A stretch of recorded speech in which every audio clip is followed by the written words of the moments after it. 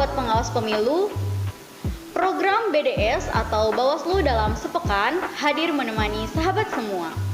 Seperti biasa, saya Olis dan rekan saya Agung, akan membawakan informasi dari website Bawaslu Republik Indonesia, Bawaslu Provinsi Banten, dan Bawaslu Kota Serang dalam sepekan terakhir. Untuk yang pertama, Rabu 18 November 2020 di Kota Gorontalo, anggota Bawaslu Rahmat Bagja meminta dalam proses penyelesaian sengketa cepat, Panwascam harus menjadi mediator yang baik di lapangan jika terdapat sengketa perselisihan antar peserta pemilihan. Pasalnya, kata Bagja, kewenangan mandat penyelesaian sengketa acara cepat antar peserta pemilihan diberikan kepada Panwas Kecamatan atau Panwascam. Pendekatan kita bukan untuk menghukum teman-teman peserta pemilihan, tetapi mengkoreksi hal-hal yang administratif yang sangat kecil, misalnya terkait dengan pemasangan APK, jadwal kampanye yang dapat memicu gesekan atau pertikaian di lapangan, kata Bagja di hadapan Panwascam se-Kabupaten Bone Bolango pada rakor penyelesaian sengketa di Gorontalo. Selanjutnya, pada hari Rabu tanggal 18 bulan 11 2020 di Jakarta, Bawaslu telah mendapatkan 9 aduan yang masuk di kanal laporkan dalam website bawaslu.go.id. Anggota Bawaslu, Fritz Edward Siregar, mengatakan dari 9 aduan itu, terdapat satu aduan yang diduga melanggar pasal 62 Peraturan KPU atau PKPU nomor 13 tahun 2020, Jungtoh pasal 187 ayat 1 Undang-Undang Pilkada. Dalam mengawasi konten internet, masyarakat dapat mengadukan dugaan pelanggaran melalui kanal laporkan dalam website bawaslu.go.id atau melalui nomor WhatsApp 08 111 41 41 414, kata Fritz dalam konferensi pers bersama Kominfo di Jakarta. Untuk selanjutnya, Rabu 18 November 2020 di Jakarta, Ketua Bawaslu Abhan menjelaskan elemen kunci sukses pengawasan pemilihan dalam Pilkada serentak tahun 2020.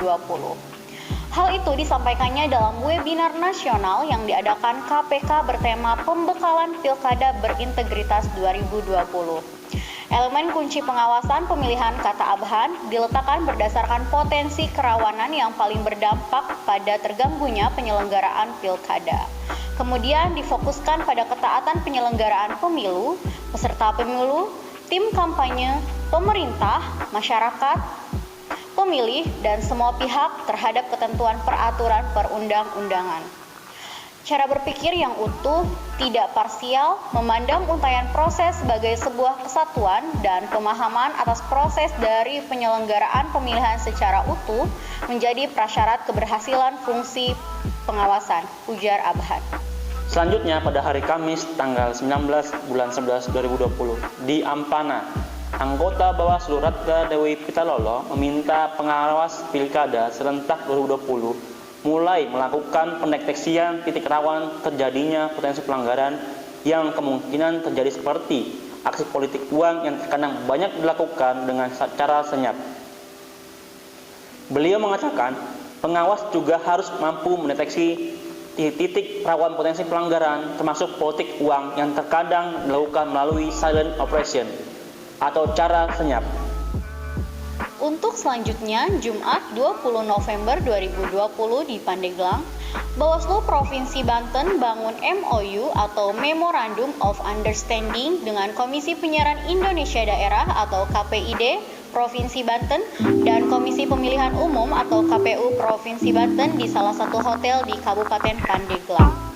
Penandatanganan keputusan bersama ini merupakan wujud komitmen bersama untuk mewujudkan Pilkada 2020 yang berintegritas. Tahapan kampanye melalui media massa dimulai pada 22 November. Penting kiranya dibangun sebuah komitmen bersama dengan KPID dan KPU untuk pengawasan dan pemantauan pemberitahuan dan penyiaran serta iklan kampanye, ujar Didih M. Sudi, Ketua Bawaslu Provinsi Banten. Untuk memastikan persiapan pemungutan suara yang akan dilaksanakan pada tanggal 9 Desember 2020 berjalan lancar, Bawaslu Provinsi Banten dan Bawaslu Kabupaten Pandeglang melakukan peninjauan persiapan logistik putung sura pemilihan Kabupaten Pandeglang di gudang logistik. Beberapa hal menjadi perhatian dalam kegiatan monitoring ini. mulai dari penerimaan, pengepakan, penyimpanan, hingga pendistribusian. Monitoring juga dilakukan untuk memastikan ketersediaan, kesesuaian aspek, dan keamanan di gudang. Selain itu, Bawaslu juga memastikan penyimpanan berada pada tempat bebas banjir. Sahabat Bawaslu, itulah tadi berita pilihan Bawaslu dalam sepekan. Jadi tahu kan kerja-kerjanya Bawaslu? Sampai ketemu lagi di pekan depan, yuk menjadi pelopor pengawasan pemilu. Cegah, awasi, tindak. Berani bersama Bawaslu. Awasi pilkada tanpa ragu. Wassalamualaikum warahmatullahi wabarakatuh.